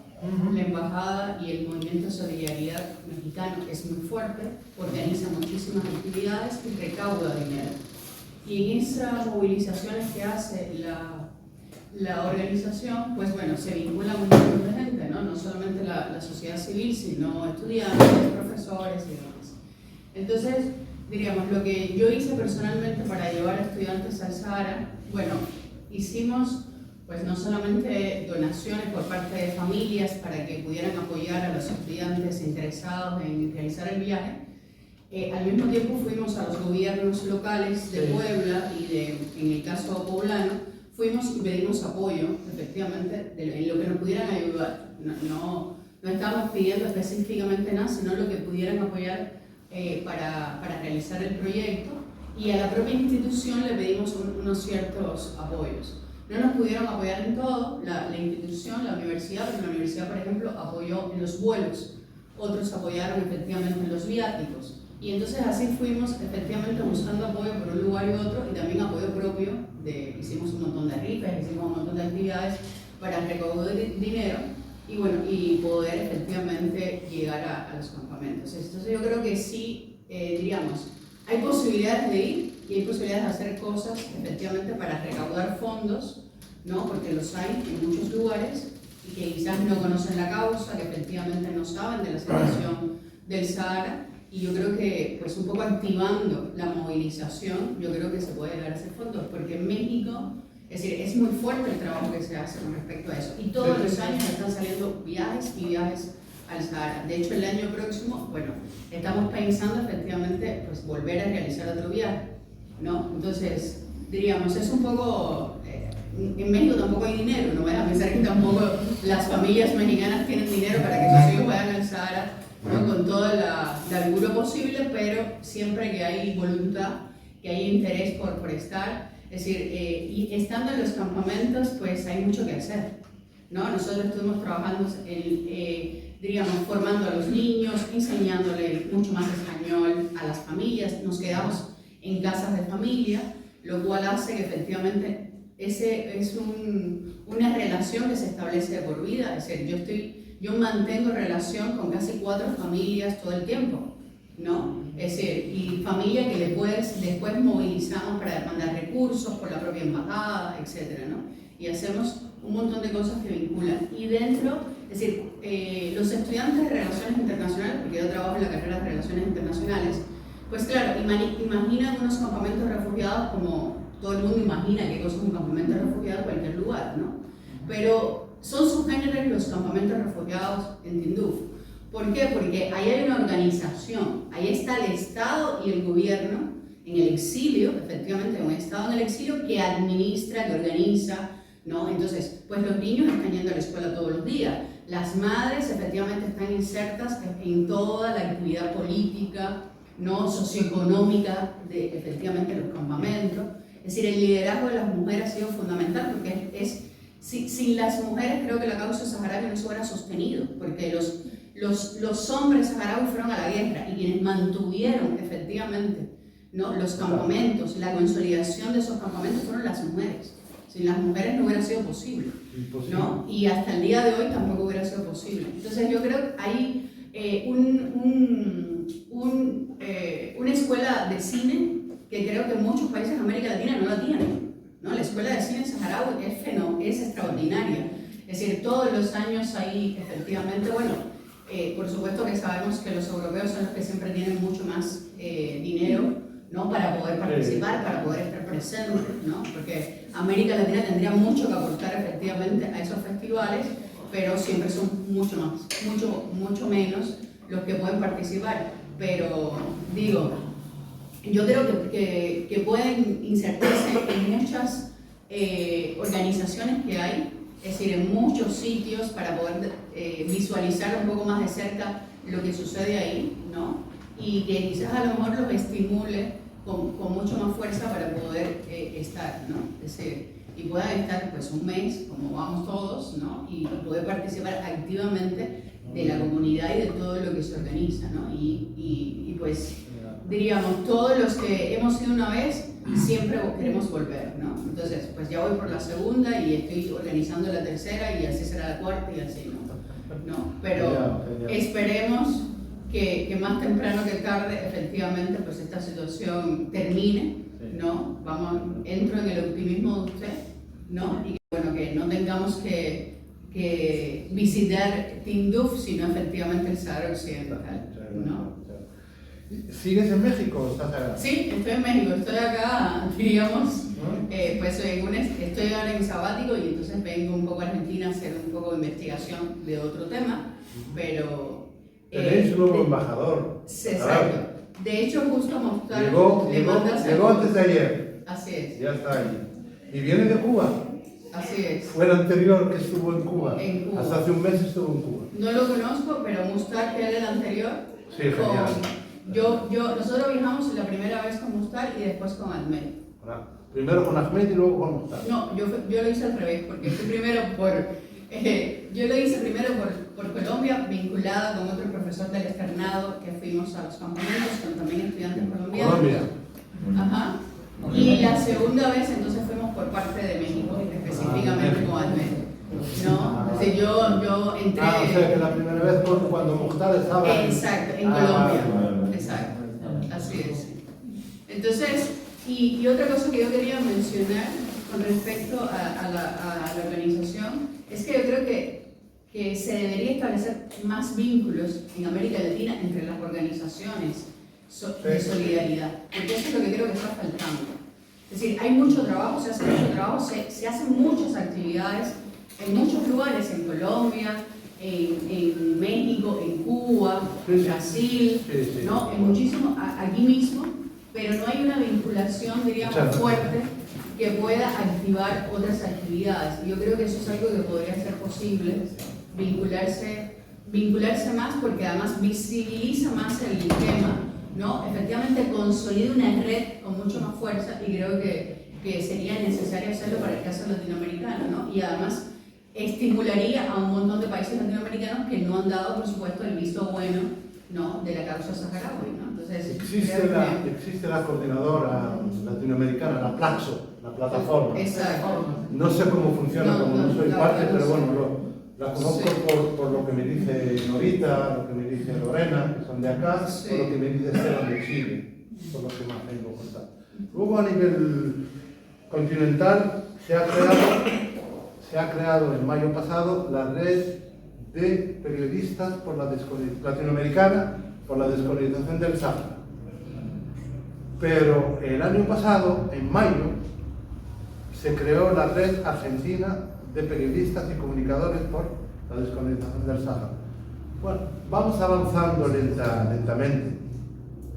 Y obviamente hay países donde se hace mucho trabajo. Una ayuda incalculable y desde el inicio. Cuba ha mantenido durante más de 20 años el número de 3.000 estudiantes, unos saliendo y otros entrando. El primer ministro estudió economía en Cuba. La gobernadora de Alcel, que en el mandato pasado fue ministra de Sanidad, estudió comunicaciones en Cuba. El ministro, gran amigo, de Agricultura y Desarrollo Económico, estudió agronomía en Cuba. Hay miles y miles y miles y miles. Y han acuñado un nombre, yo no sé si los estudiantes de otros países en Cuba han acuñado algún nombre, pero ellos se llamaron cubarauis.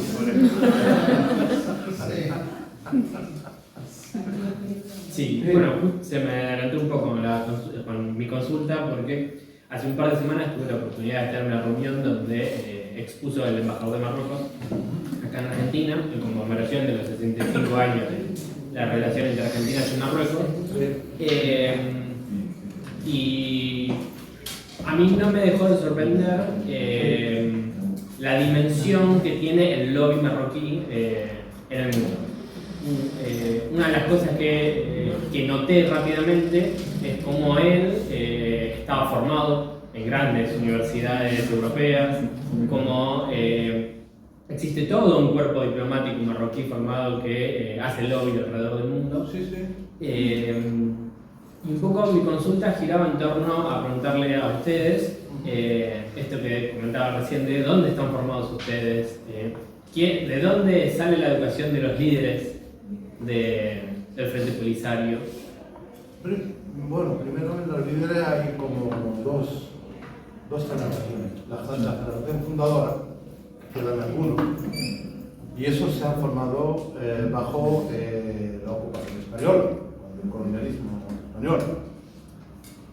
A mí cuando todo el problema me pilló con 15 años.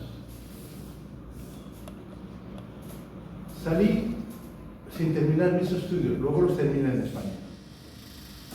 Terminé la secundaria, empecé la universidad, pero como también trabajaba en Madrid y entré a la universidad para hacer humanidades, no pude, porque llevaba asuntos políticos y culturales para toda España. Ya que estaba en la oficina central, porque en España tenemos 18 oficinas. En cada comunidad, en cada región, que son 17, hay una, y hay una que es la grande, la central, que es la representación del Frente Polisario en España. Las demás son de la Comunidad de Cataluña, la Comunidad de Galicia. Y yo era el segundo en el tema político y cultural, y además portavoz. No era dejar el trabajo o era dejar el estudio, porque era imposible. Te llaman en Galicia y, ¿sabes? O te llaman en tal sitio, te llaman, tienes que estar. El responsable primero político va a algunas cosas, pero o sea que no. Entonces, nuestra formación es generalmente entre España, Argelia, Libia y Cuba. Sobre todo estos dos países, Argelia y Cuba. Porque en 1976, recién salidos del Sáhara, en el éxodo, en los campamentos, la dirección del Polisario se ve en un dilema. Vale, los que solo han estudiado árabe o tienen un nivel muy bajo en español, vale, los reciclamos al árabe y los enviamos a Libia o a Argelia. Pero los que tenían cierto nivel en español, ¿qué hacían? Y es cuando Cuba fueron 100, 76, 77 otros 100, pero luego ya eran miles. Yo me acuerdo, en el 85, yo con 24 años, llevé en una expedición, en barco, desde el puerto de Orán, 3 días en autobuses desde los campamentos, 806 niños para que estudien en Cuba. 14 días y medio en barco. Bueno, esencialmente formados en Cuba, formados en Argelia. Algunos, muy pocos en Siria, un número considerable, pero no menos que Argelia, en Libia, porque tuvimos buena relación con Gaddafi hasta el 84. Luego rompimos porque no respetaba nuestra independencia. Argelia siempre la respetó, Cuba siempre la respetó. ¿Alguna cuestión más? Sí, compañero. Buenas noches. Una pregunta. Sabemos la postura actual de Marruecos, la Argelia. El otro vecino, Mauritania, ¿qué opinión tiene sobre la República Saharaui? Mauritania la presionó Francia y Marruecos se lo obligaron a meterse en la guerra, a reivindicar la parte sur del Sahara. Y acordaron con España el acuerdo tripartitos de Madrid, donde se repartieron. A los 2 años los derrotamos, no tiene otra palabra. Y el año siguiente les damos una tregua de 1 año, eso fue en el 78, les damos 1 año y firman el acuerdo de paz con nosotros y 3 años después reconocen la República Saharaui. Y hay una excelente relación. Y la herida más fuerte que han recibido los saharauis es el ataque de Mauritania. Porque compartimos cultura, compartimos lengua, compartimos indumentaria, compartimos historia. Yo tengo el primo hermano de mi padre, uno de los fundadores de un partido en Mauritania, un señor mucho mayor que yo, y bueno, son saharauis, pero que han vivido siempre en Mauritania. O sea, existe esa historia. Por eso cuando hablé de los almorávides dije mauritanos saharauis, porque en ese momento no había, en el siglo XI no había fronteras. Hablaban lo mismo, hacían lo mismo, se organizaron y invadieron otros países y fundaron Marrakech.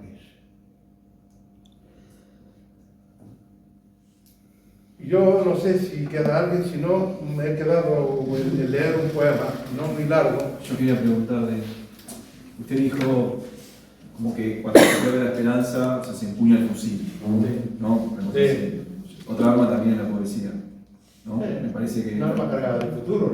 Como dice, exactamente. Sí, recordaba de eso. Zelaya. Sí, Zelaya. Pero bueno, yo soy un poeta y lo por estoy eso. diciendo porque yo no puedo aceptar que mi tierra siga ocupada y que mis hijas y mis hijos, por este orden no puedan vivir y morir en la tierra de sus padres. No puedo. Pero prueba de un pueblo pacífico la hemos dado desde el 91 hasta el 2020. En ningún momento hemos hecho terrorismo. Nadie nos puede acusar de terrorismo. Pero una lucha revolucionaria sostenida por todo el pueblo, sí que la hacemos. Si es el lenguaje que entienden, no nos volverán a engañar otra vez. Si hubieran tenido la capacidad de ganarnos en los 17 años, realmente a los 14 años, porque en el 88 ya estaba cantado que Marruecos iba a rendirse. Lo hubieran hecho. Hubiésemos claudicado y ya hubiesen, pero no han podido ganar. Quieren ganarnos con trampa. Y con estos empresarios que se convirtieron en políticos, y mediante esta política nos quieren imponer el hecho consumado. Pueblo que resiste 50 años puede resistir unos cuantos. Ojalá vayan a un referéndum. Porque lo que no puede ser es que entren en nuestra casa, nos la quiten y nos someten. Entonces, ¿qué hacemos? Lucharemos con las uñas, con las piedras, con lo que tengamos, pero lucharemos. ¿No quieren la lucha pacífica? ¿No quieren el veredicto de las urnas? Entonces, ¿en qué mundo estamos? ¿En el mundo de la selva? ¿De las junglas? Bueno, somos un pueblo pequeño, apenas llegamos al millón. Ellos son casi 40 y pico millones. Pero como dije, David gana la guerra. Nos dejan la palabra o el fusil. Y te digo, si no hay avance en estas negociaciones, va a escalar la guerra. Y obviamente estos empresarios que se quieren convertir en políticos van a ir trabajando también sus reivindicaciones y sus imposiciones. Y eso es, creo. Disculpen, pero es así. No nos dejan otra opción. Si apenas nos dejan decir que somos quienes somos, como dice Zelaya en su poema. Y yo voy a leer un poema que os digo, lo prometí antes. Es un poema dedicado a una familia en el 2020, cuando la pandemia, porque una de las hijas es activista, volvía de Canarias, Sultana Jaya, a Bojador, que es la cuarta ciudad del Sáhara, ocupado. Les encierran y no les dejan salir. Ella, su madre y su hermano. Les inyectan COVID. Es terrible. Les violan sexualmente, ella y la hermana. Cada día salían para inaugurar la bandera saharaui. Se llama la casa asediada.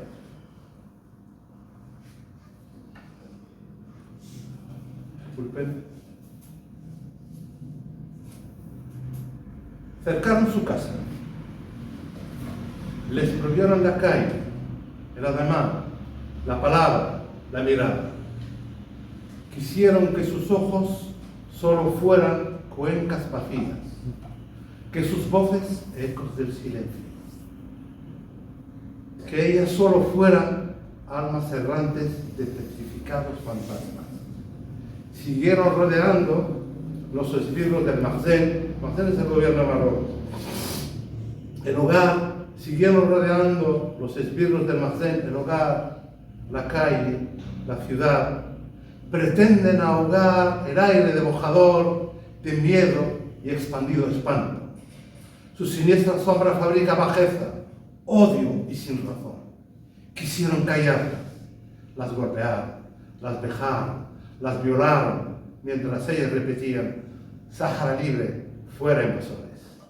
Siguen pretendiendo callarlas, mientras el mutismo inunda el orbe y los poderosos miran a otro lado. Pero las leonas rugen y blanden una bandera y el sueño de ser libres en Mojador, extendiendo su grito por toda mi tierra. El cerco y su horror se hacen interminables, asfixiantes, y su hedor taladra las mentes. Les niegan el agua, la luz, el abrazo fraterno. Las leonas siguen enfrentándose a la barbarie, al horror, a Marruecos. Todo un estado contra 3 mujeres. Nadie habla, todos callan. Solo ellas gritan y la impunidad muestra sus horrendas alhajas. Las leonas expanden la bandera, la rabia, el arrojo. Cada día su azotea es República Saharaui. Los invasores cubren su miedo con violencia. Tiritan de pavor que sus máscaras no pueden ocultar. Persiste la jauría de cobardes en sus fechorías con placer, sadismo e inquina. Tiemblan de estupor en sus largas noches de vigilia y crimen, temiendo a 3 mujeres, 2 palabras y una bandera. Mientras una bandera sube al pecho del cielo desde una azotea en Mojador para cubrir las olas de nuestro mar con el canto indeleble del Sáhara Libre. Y en esa hora, en ese mismo instante, los invasores oirán, vencidos por 3 mujeres, 2 palabras y una bandera.